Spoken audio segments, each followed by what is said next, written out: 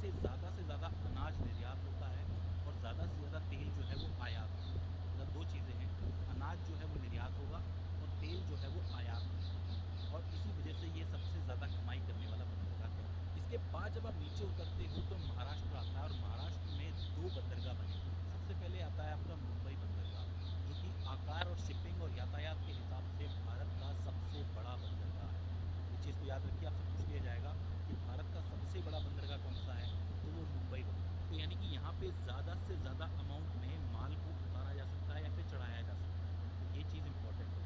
तो ये भारत के पश्चिमी तट का सबसे महत्वपूर्ण बंदरगाहों में से एक बंदरगाह है। इसी के नीचे आता है जेएनपीटी, यानी कि जवाहरलाल नेहरू पोर्ट ट्रस्ट, जिसको नहावा शेवा बंदरगाह भी कहा जाता है। जेएनपीटी बहुत मशहूर नाम है इसका।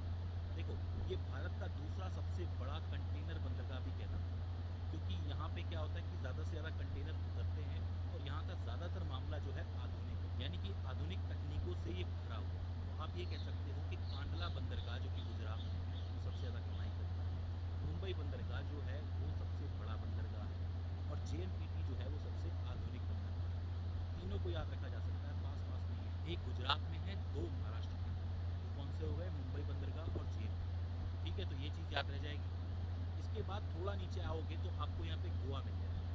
गोवा के ऊपर है आपका मोरमुगाओ बंदरगाह। मोरमुगाओ बंदरगाह जो है वो एक एस्चुरी पे बना हुआ है। अब एस्चुरी क्या होता है? देखो, बहुत सारी नदियाँ जो होती हैं जब समुद्र में मिलती हैं तो उनकी स्पीड बहुत तेज़ होती है, और अपने साथ वो जो भी कचरा लेके आती हैं, मतलब जो भी चीज़ें उसके साथ बह के आती हैं, वो यहाँ पे समुद्र के तट पे जमा हो जाती हैं। तेज़ स्पीड होने की वजह से जो पानी होता है वो इसी एस्चुरी के ऊपर से बह के निकलता है, मतलब इस ढेर के ऊपर से बह के निकलता है। एक होता है आपका डेल्टा में। डेल्टा में क्या होता है?